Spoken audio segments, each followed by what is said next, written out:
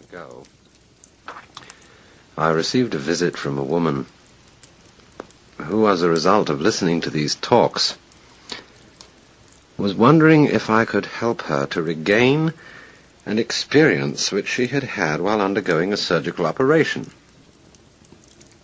As is generally known, anesthetics sometimes induce peculiarly vivid and unusual states of consciousness. And every now and then a person under anesthesia will undergo a specific and particular experience which is of the utmost fascination. It's the kind of experience which I suppose we would ordinarily call mystical or spiritual, and which, while it lasts, carries the most powerful sensation of understanding with complete clarity and certainty what is the mystery and meaning of the world. This occurs sufficiently often to have been made a subject of experimentation. Perhaps you know the story of the investigator who took doses of anesthetic for this purpose and equipped himself with pencil and paper to record at the moment of awakening whatever revelation might have been given to him. Fortunately, the expected experience took place, and for a brief period the investigator had the vivid conviction of complete comprehension of this universe of life and death. He regained waking consciousness with the tail end of the sensation still upon him, grabbed the pencil, and swiftly recorded the essential content of the experience just before it faded.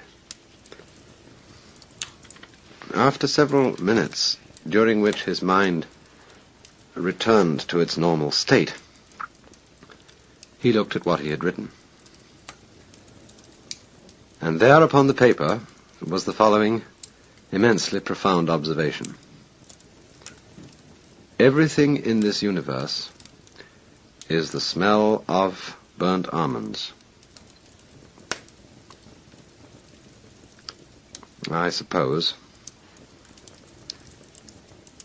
that all sensible and hard-headed people would agree that this is just the sort of inanity to which all these mystical revelations ultimately boil down.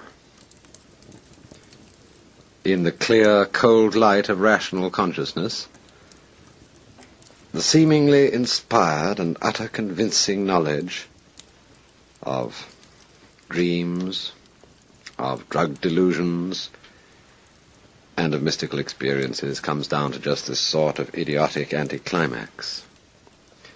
Masked in the poetic or exotic obscurantism of such phrases as all is Brahman or the divine unity beneath the multiplicity of the world, it may sound for a moment as if it meant something. But the essential nonsense of these feelings and the purely subjective character of the sense of insight which they involve at once becomes obvious when Brahman, or the divine unity, is replaced by the smell of burnt almonds. We might settle for this conclusion if some of us had not had the same sensation, not under drugs or hypnosis, but when very wide awake. And I, for one, will not quarrel with the smell of burnt almonds as the key to the mystery. I like it much better and feel it makes much more sense than Brahman or the divine unity. For its very banality, its very consequential silliness, brings out the real significance of the experience in question. For the importance of the mystical revelation does not lie in the precise nature of what everything in this universe is, It can be God or Brahman or burnt almonds or applesauce or anything you like. Its importance lies rather in the simple sensation of wholeness, in the part of the sentence which runs, everything in this universe is, no matter what. For the conviction which has come to the experiencer is that his habitual sensation of isolation from his environment, from the rest of the world, is an illusion, and that as a corollary, his own deeds and misdeeds, fortunes and misfortunes, are the same process as the changing seasons and the circling stars. And unreasonable as it may seem, this gives him the sensation that his whole life, past, present, and future, is somehow perfectly natural and in order, and that he himself is not just the mind enclosed in the skull, but the total process of the world.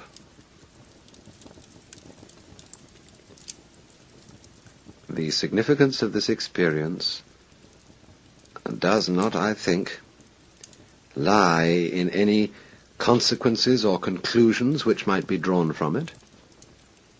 It is not an important experience in the sense that it is useful for some other purpose. It's simply like playing or listening to music,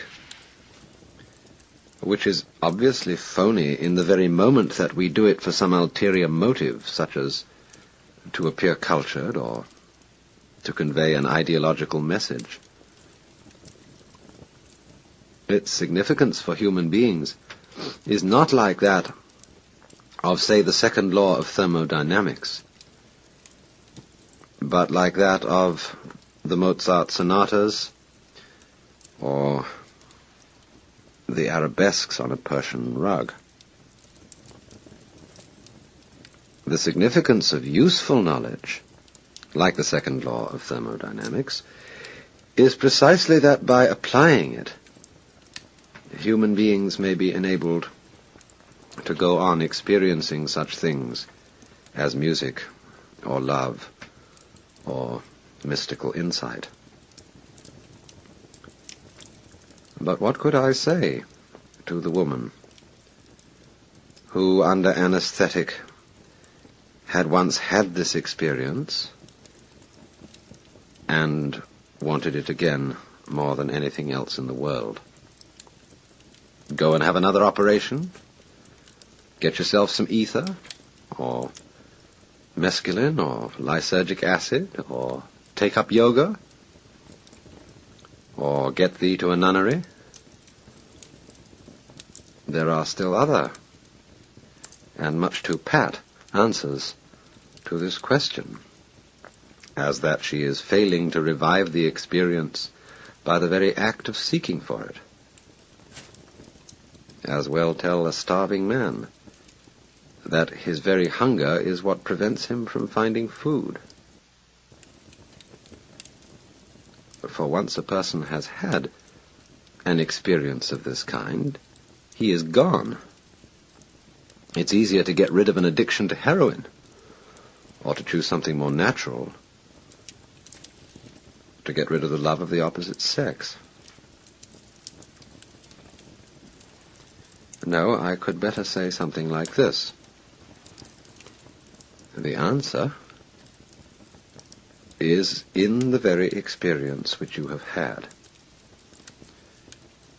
Didn't you know then, for certain, with utter clarity, that your whole life, past, present, and future, was somehow, as you yourself put it, part and parcel of that universal harmony which the Chinese call the Tao?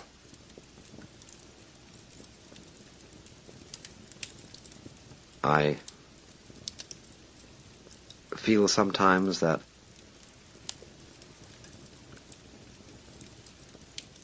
phrases like universal harmony are so hackneyed, so almost slushy and sentimental, that it's terribly difficult to begin to find the right word for this kind of thing without sounding like Voltaire's Mr. Pangloss, without sort of jumping on this best of all possible worlds business, because the thing isn't like that at all. It's very, very much stronger than the feeling that this is the best of all possible worlds. And the curious thing about it isn't that it glosses over anything, but it makes the most awful things seem that way too, without at the same time making them cease to seem terrible. It's very peculiar. Well, she had seen then, for certain, at the time of that experience, seen with total clarity, that her whole past, present, and future life was in some way part and parcel of what we are perforce driven to call the universal harmony of the Tao. But what one doesn't seem to understand then is that this still remains true of what one is today. You are in the stream when seeking for what you have lost, and when feeling perfectly ordinary, no less than when you were in ecstasy. You're not feeling the experience, and you're striving to regain it, is, as a matter of fact, the very future which you saw to be in such perfect accord with the process. Let me remind you of a celebrated tale that was told by Sri Ramakrishna. The story of one of his disciples who had learned from the Master that all the multiplicity of this world is the illusory outward form of the one eternal, divine Brahman underlying the entire process. And having sat and listened to this exposition, the disciple got up and went his way, and in passing down a rather narrow street, he saw an elephant coming towards him, and Mahout riding on top of the elephant.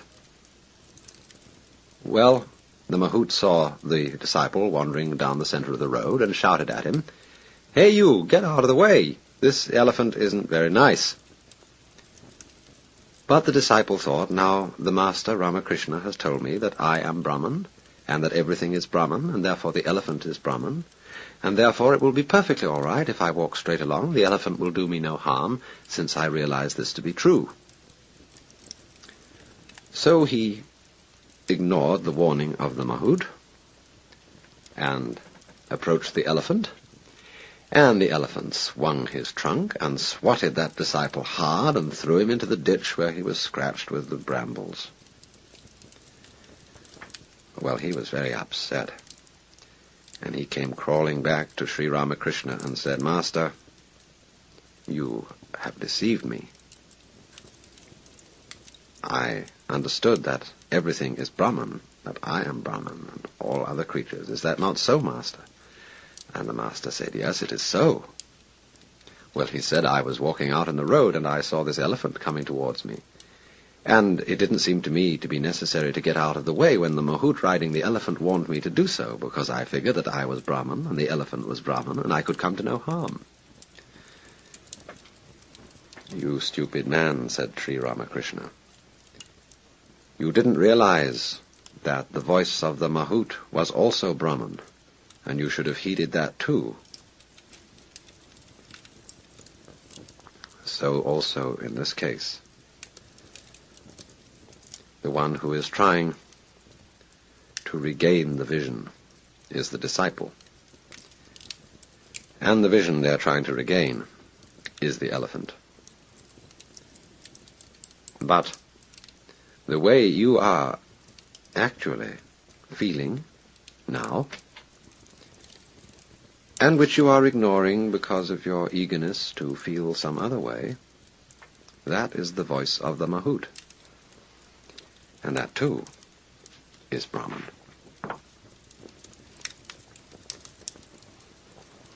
Nine times out of 10, an observation of this kind will mean nothing, and will fall as flat as being told that everything in this universe is the smell of burnt almonds.